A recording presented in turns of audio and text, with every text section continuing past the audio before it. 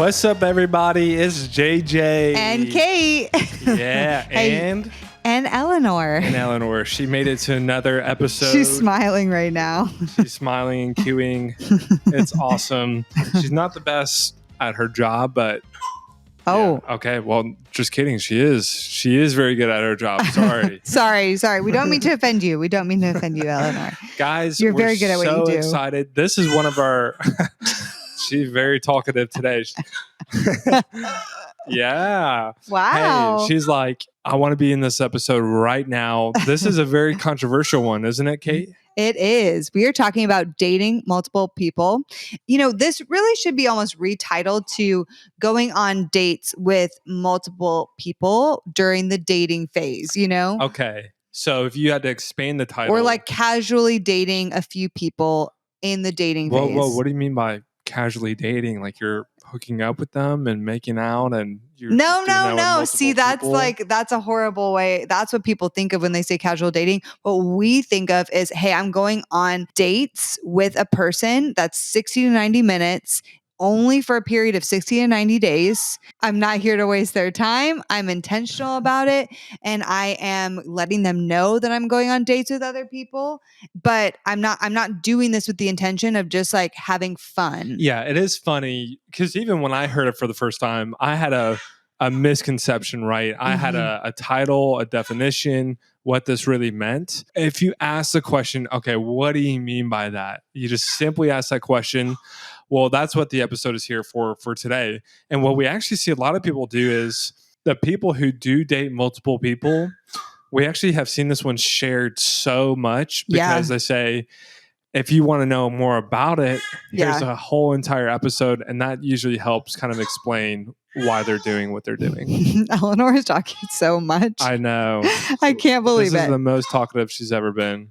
Now, before we get into the episode, we do want to make a caveat, don't we, JJ? Yes. And that caveat is that this is a little bit different for girls versus guys. Oh, yeah. Yeah. There's I'd actually say it's a big difference. Yes. And we don't go into this really in the episode, so we'll say it up front that dating multiple people, which is going on dates for like with more than one person, only in the phase of dating, which remember, we talk about dating as single, dating, relationship, engaged, married. So dating is the time when you're figuring out if you want to be in a relationship with somebody. So if you are going on dates with multiple people during that time, which spoiler, if you are on a dating app, you are all already doing this, okay? Because you are already talking to more than one person on a dating app. You don't just like find one match and then delete all the apps. That's not what anybody does, okay? So, okay, they're the one. Okay, right. And you know that from the one line that they put on their profile, don't you? I think and dream about them all the time.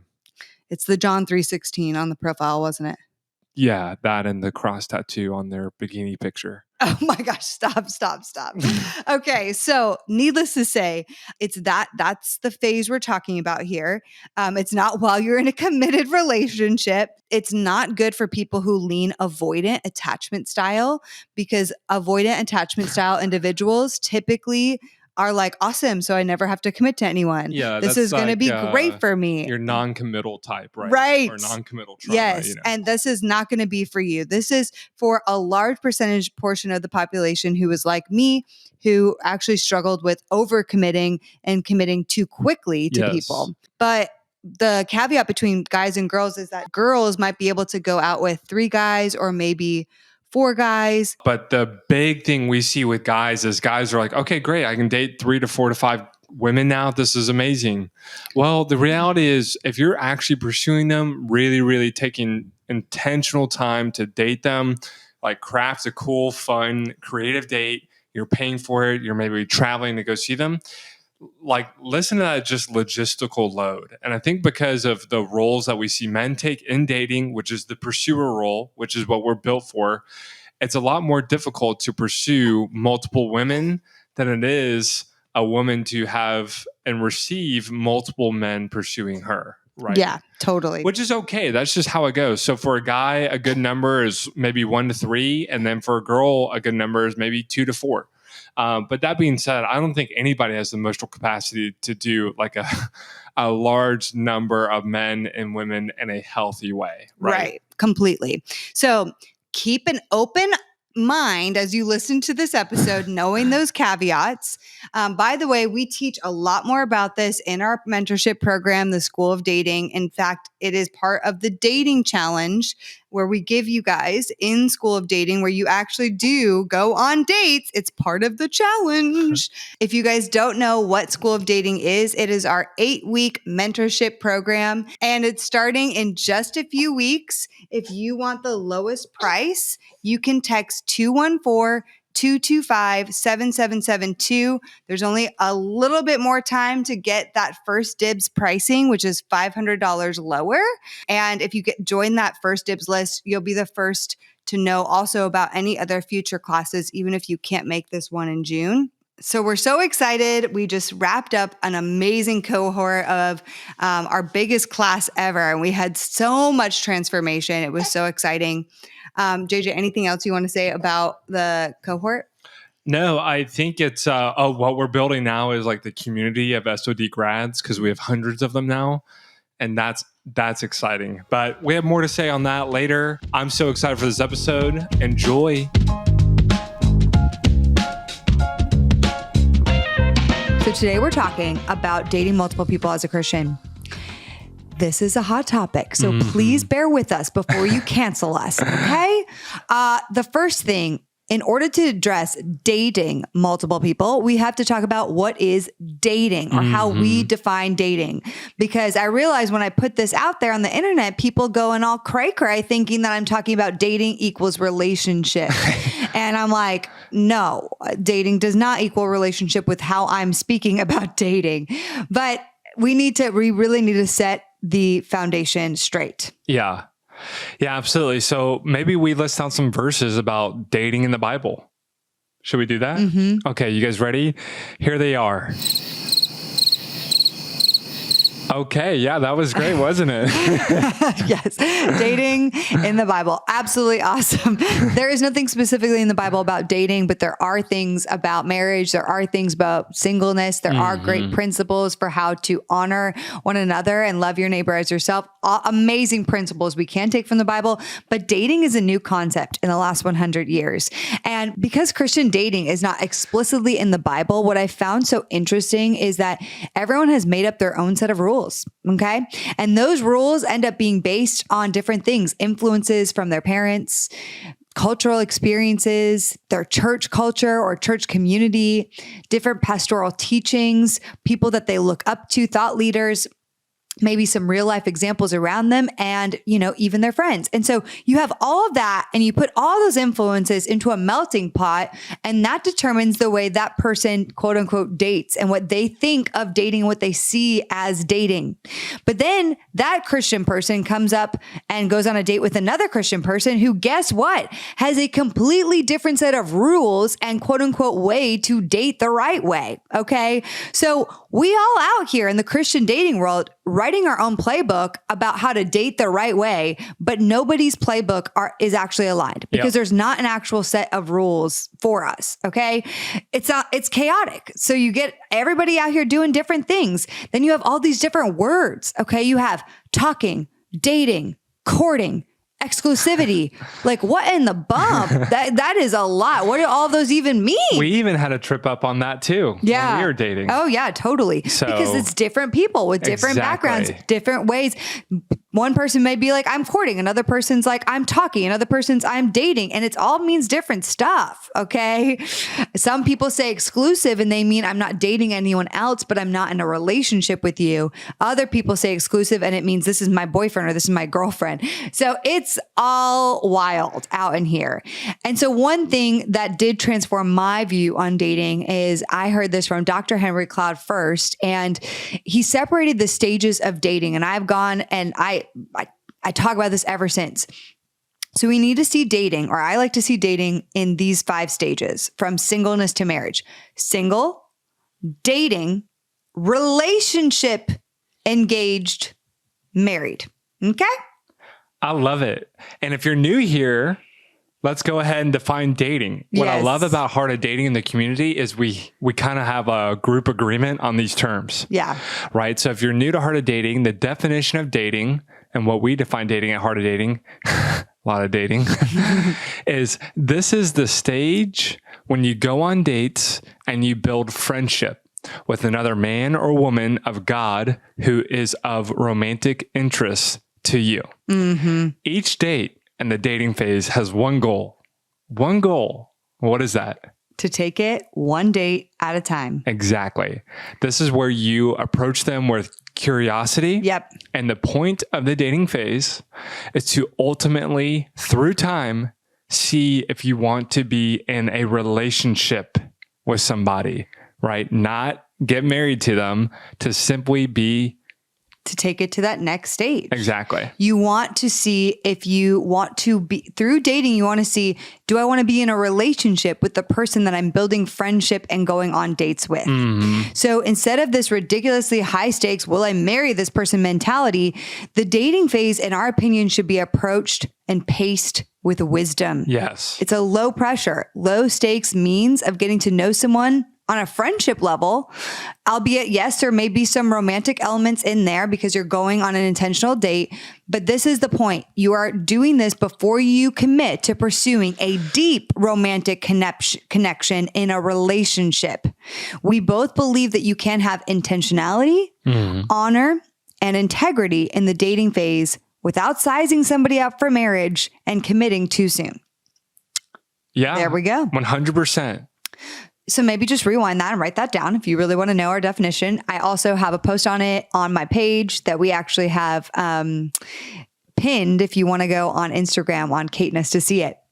So I don't want to just say these things. I want you to know that these are the things that I physically did practice. Okay. This is the definition I practiced in my life. It's what I believe. It's what I've molded and shaped through many, many years of being single and many, many years of being counseled, mentored, and going through various things.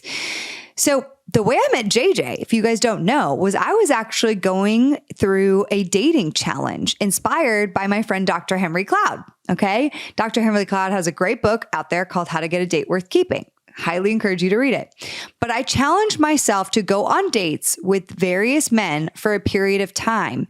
And the reason I did this is because I had a history of committing too soon to people on a relationship level before I knew enough about them, before I knew enough if they were the person I should be giving my heart to. And for me, this was a wise decision. Going on dates with more than one man in a period of time, for me, it was 90 days, was wise. And this was a decision for me that I wisely made within community and with a lot of counsel. Okay. So throughout my 90-day challenge for 3 months, I went on dates with different guys. There were 4 different guys I went on dates with. And roughly I would go on about 1 date a week with each guy. Okay. Now they didn't all start at like week 1. Some of them, JJ got introduced to me later in the challenge, like a month and a half in actually.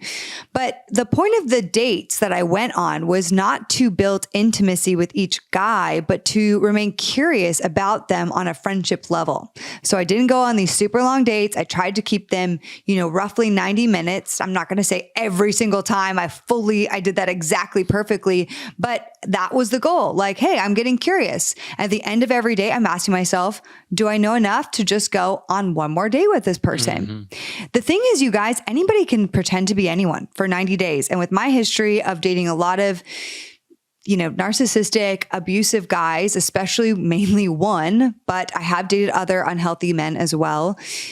I did not give it enough time before I committed to those men. I rushed into a relationship and I made up a version of a person in my mind, which really did not exist. And I completely missed red flags in those early stages of dating because I didn't give it enough time. So doing this dating challenge for 90 days, dating multiple guys, allowed me to see each guy through time. Around the 45-day mark, JJ came along. Okay. And he was a skater punk guy with blue hair. He was 5.5 years younger than me.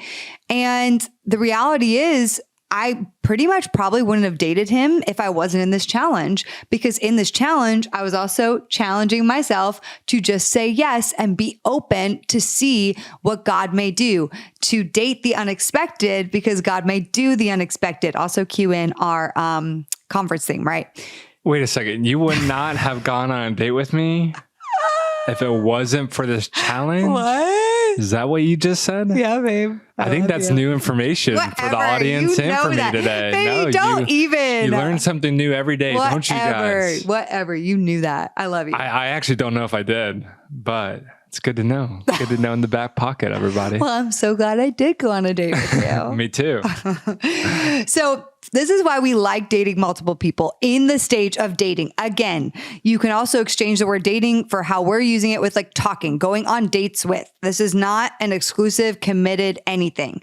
It's not like making out with all these people. It's not exposing your entire life story and emotionally getting so wrapped up in one person and then also doing that with 3 other people at the same time. That's not what we're talking about. You're going on a very even, steady pace.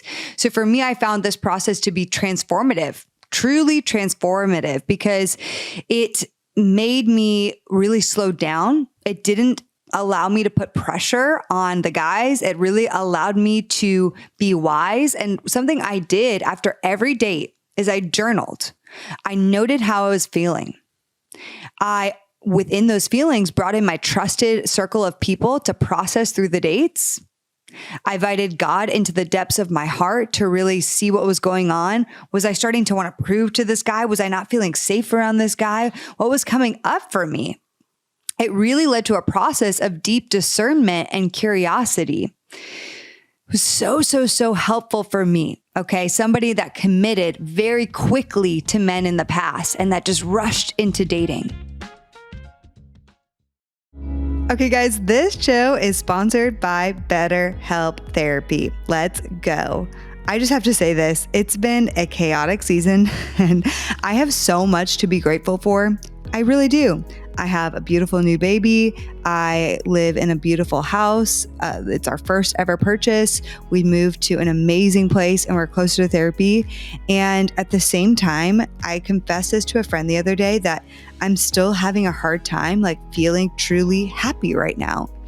And it's because I remembered something that my friend Deb Valletta said a few years ago, that even things like having a baby and moving, while awesome things, can still be huge life stressors. So even amazing things happen in your life can cause a ton of stress and still really impact you. This is why I am such a proponent of therapy, okay? Therapy allows you to take a break and actually process the things that you are going through, even the amazing things that you might be going through in this current season that you're in. Therapy has personally helped me so much in my life, and I really don't know where I would be today if I didn't have the kind of therapy that I've been through, let alone for my marriage, okay, which this is a dating podcast, so yes, we talk about relationships. Therapy is awesome because it helps you learn coping skills, how to set boundaries. It helps you to really process through the things that you're going through, and as you develop a relationship with your therapist, let me tell you, they will get to know you and be able to see you and almost pinpoint the exact thing that you sometimes don't even know how to say or put a finger on. It is so powerful. And so if you've never tried therapy, or if you have but want to get on the horse again and try it in a different way, I want to encourage you to check out BetterHelp. They are convenient, flexible, and it's all suited to your schedule. You get to fill out a brief questionnaire to get matched with a licensed therapist, and then you can also switch therapists anytime for no additional charge. If you want to try out therapy, give BetterHelp a shot, and also you can get 10% off your first month. You can do that by going to betterhelp.com/HOD. That's BetterHelp, HELP.com/HOD. Who is this for? Okay. Because it's not for everyone. We're going to touch on that, but who is this for? Mm-hmm. It's for the person that commits too early in dating. If you're like me and you commit really early in dating, like very seriously, this could be for you. And then the second person it's for, Uh-huh. if you're like me, if you put way too much pressure on dating Yeah. and you end up never dating anyone, this could be for you too. Yeah, Right? totally.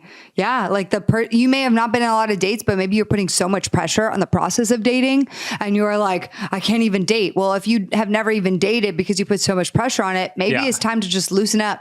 That guy at church that you're like, man, he's not my height preference. And I'm not sure I'm not physically attracted to him, but he's a great, solid Christian guy. Go on a date. If he's interested in you, just go on one date. Yeah. Or if you're a guy and there's just a girl and you just want to make it low stakes dating, just build a friendship and then see if a connection's there. This is a great way to do that as well. Yes. So now it's not for everyone. absolutely. Yeah, it's not. This isn't for everyone. And I'm not going to pretend that it is. There isn't one thing that is for every single person.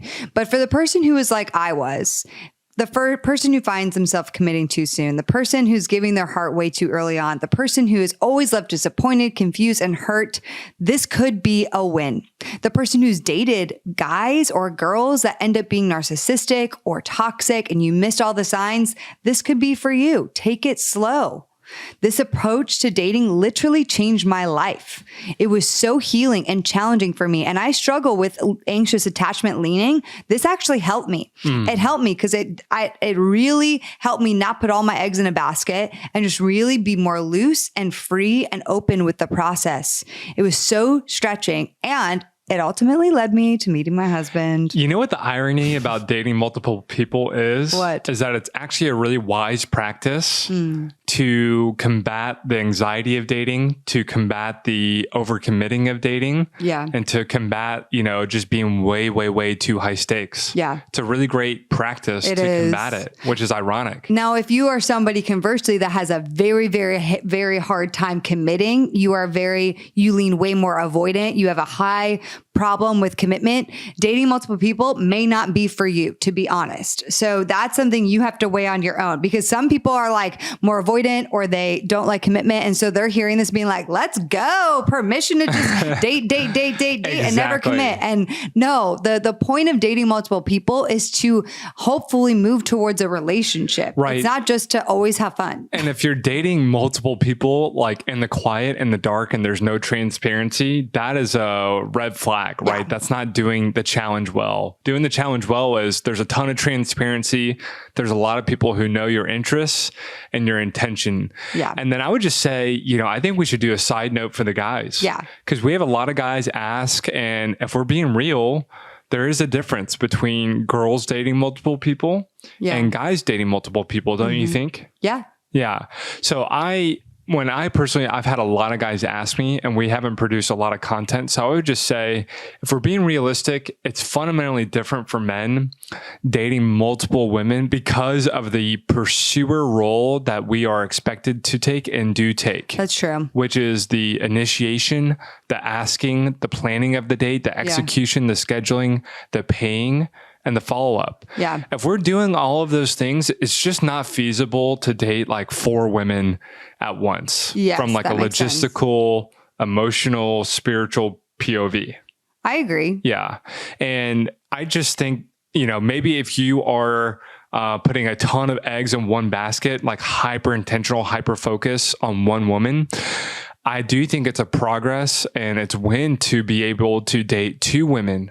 Yeah. Or maybe 3 at once. Like that's a huge win, especially if you find yourself struggling with some of the things we mentioned before, like the hyper focus. And the bonus of this, you want to know my bonus of dating multiple women? Yes. I think it forces guys from like a budget standpoint that you're like forced to get really creative with your dates to keep them affordable and fun. Like my word I use is scrappy. You got to get scrappy, which actually those dates tend to be better than just dropping $200 on a nice steak dinner and calling it a night. I am way more interested in a thoughtful date night than an expensive date night. Exactly. You want to know how I thought about that one? What? It's from your favorite movie. Which one? The Titanic. Oh my God. No, but think about it. Fancy, nice dinner. That's easy. The guy's just shelling out money. Yeah. And then she goes below the deck and it's a free dancing, fun, thoughtful. That's like a really good picture of thoughtful and fun versus super expensive and just shelling out, the dough. Mm-hmm. So Thanks for coming to my TED Talk. Well, now we want to talk about some of your top questions that you guys asked. Yeah. Okay. So let's get into it. Okay. First question. How many people should you date? There's not a hard and fast number here. You have to know yourself and know what you can manage while remaining honoring and remaining in integrity. The max I did was 4. To be honest, my max before that was 3. JJ came along and I almost said no because I was like, I am already kind of going on dates with 3 guys and I don't know if I can add a 4th guy. Yeah. But I was like, I'll go on 1 date. I honestly thought it would be like 1 date with him because it was a stretch for me at the time with you being younger, long distance, all these things. And, stop it. I'm flexing. He's flexing. But what? But it ended up being the best first date of my life. So wait, really? Yeah. Best first date? Wow. I'm like blushing over here. Okay. And then for the guys, I would say, yeah, probably 2 or 3. Yeah. Like, I just don't know how any man besides Superman could do more than that. Yeah. So second babe, question. How do you balance the time and energy in this process? This is a good one. I think it just has everything to do with pace. Like, time is your best friend. That's why it's 90 days. That's a long amount of time. Yes. And ideally, from like a date perspective, if we're going to zoom in, you set a boundary of like 1 date a week. That's a great pace with like a set amount of time. Right. Ideally around 90 minutes. Yeah. And then the way you communicate between all of your people that you're dating is fair. It's even, as best as possible. Yeah. Right. You're not like, it's not 90%, 5%, 5%. I always let people know when I did this challenge, I was in one of the busiest seasons. I was launching my book and a conference simultaneously. I was doing about 17 or something interviews a week. And I was so busy. And I was going on dates with more than one guy. And it was awesome. Actually, it was a really fun part of that journey for me in that time. But I was so flipping busy, so busy. So I'm like, you can do it. You make time for what's important. Yes. And I was important. Okay, you ready for one of the most popular questions? Yes. Where do I even find one person to date, let alone multiple? I think this is the main question. People are like, haha, this sounds good. I know. How do I even get more than one person to date? I receive it all the time. So, I have some great guides out there, especially on Instagram, about where to meet amazing Christian singles. You guys, you have to be more open. We challenge your preferences, date the unexpected, say yes to the guy that's shorter, say yes to the long distance, just try it out. I guarantee there are people interested in you. You're just blind to some of those people, or you wouldn't necessarily consider them. So here are some places: your church community, duh. Okay. Other church communities or other church events. Yes, you can go to those. You can volunteer. Volunteer is a great way to meet people. Mm-hmm. Asking for a setup. Ask, and then the key with the ask of the setup is follow up with it. Ask them again. Follow up with them. If they said, I'll think about it. Okay, great. You have to follow up with it. I see some people, they're like, yeah, I asked for one. I'm like, did you follow up with it? And they're like, no. And I'm like, well, that's why it didn't I know. pan One of my out. favorite stories of yours is Dr. Cloud was trying to set you up. Yes. He dropped the ball. He's a busy guy. And you followed up. You texted him directly, said, hey. What about that setup? And he was like, he called me right away. He loved it. And he literally set me up that same day. I was like, see, it's about the follow up. Exactly. And then last but not least, yes, online. Yep. Social media, dating app. Come to our Heart of Dating Christian Singles Facebook group. We have lots of people meeting in there on Facebook. Yeah, lots of places to meet people. If you come to that Facebook group and you can't find somebody worth like DMing or reaching out to, then we got bigger problems on our hands. Yes. There are 11,000. Is there 12,000 now? I don't know. 12,000 singles in there. Okay. Yeah. So you go to facebook.com/Heart of Dating and you can find the private group, but you do have to make sure you oblige to all of the rules. We do have strict rules with that many people. The rules.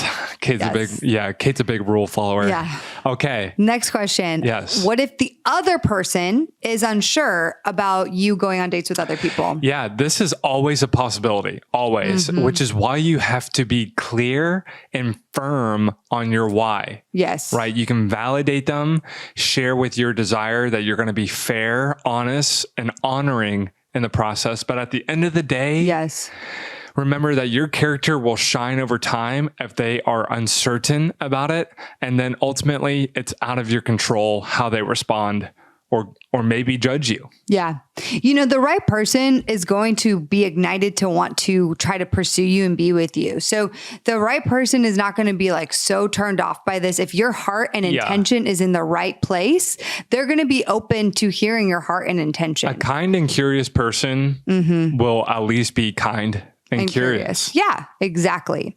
Okay. Another question is, how do you let them know that you're not exclusively dating or that you're going on dates with more than one person at that time? Yeah. And you did this to me, which is, I love this question. Let them know ideally right away. Yes. I told you right after our first date. Yeah. Would you even say before the first date it's possible? You can. I mean, it's kind of like implicit. If you meet on a dating app, you know that on the dating app, there's more than one person you're talking to on the dating app. That's what's so funny about Christians being like, this sucks. I'm like, well, we do it all the time on dating apps. We're You're probably already doing it. Messaging more than one person on a dating app, most likely. So you're already doing that. You're not going to text the person on the dating app. Just so you know, I also have matched with like other guys as well. Is that funny? Like it's implicit, right? So, but I always say, tell them as soon as possible. Yeah, I think it's just kind. Be open and communicating your why with them. And when Kate did this, she just kindly let me know that she was dating other guys. And I told him I was doing a dating challenge personally for myself. Yeah, and then she told me why, which is because she had a tendency to overcommit and she was practicing being wiser in her pace. Well, if I hear that, I'm not going to be like, no, it doesn't sound good. I'm like, that sounds great. I'm really intrigued and I'm really grateful that you told me. Yep, exactly. So next question is a great one and probably the most popular, second to the other one, is what about PDA? Great question. What about PDA? Well, what are your physical boundaries? Check in with God on those boundaries. We recommend holding off on any kissing until exclusivity. I'm not going to say don't hold hands, don't be wise. Again, do this with other people involved, like your wise counsel. Be checking in with God and the wise counsel. I would much prefer for it come from wise voices who know you, know your past, know what you can and cannot withstand and what's healthy for you than just you listening to me on this podcast and being like, this is what Kate said, even though I don't know you and your story and your background. And the reason why we say that, guys, is because prescriptive boundaries that are not rooted in a why or conviction are just not going to hold up for you. Yep. If you truly wanted to know what we think, we don't think you should be making out with 4 guys or 2 or 3 girls at one time if we're just going to be blunt. Yes. But your conviction needs to be rooted in conviction. Yes. That's going to hold up much stronger than prescriptive dating boundaries from Kait and JJ on a podcast. Right. Well, babe, what about people who might think this is emotional infidelity? It's a good question. And if an unwise person's doing this, there is that risk. But I think if you are being open and honest with the people you are dating in the process, you're dating with transparency, like you have mentors or friends and counsel who know, and then you are processing your limits, you know what things you are comfortable with sharing and who you are sharing it with. You might not be on the same emotional level with every person in the challenge, and that's okay. Yes. But I definitely think you have to know, what's emotionally in bounds for you and safe and easier to share than the deeper. It comes back to pacing. Yeah. And then emotionally pacing, you're right. Yep. So last question, I think. Yeah. Okay. How do you guard yourself emotionally in this process? Like I said, for me, I recommend, and I kept a journal documenting about how I felt around that person on every date. So I want you to pay attention to how you're feeling. What is your body saying to you? How do you feel? And then write it down afterwards. And then for me, a classic overcommitter, I would say to myself, what do I not know about this person yet? What do I still not know? Because my head and heart could get ahead of the situation. I could start like, this is so great. All the signs are awesome. Let's go. Let's throw this challenge out the window. No, I'd have to ask myself, what do I not know about this person yet? It's so better, you guys, to just see people through time. There is and should not be any rush. Well Period. Said. Dot. Dang. End of sentence. Drop it. So you guys, this is our episode, Dating Multiple People.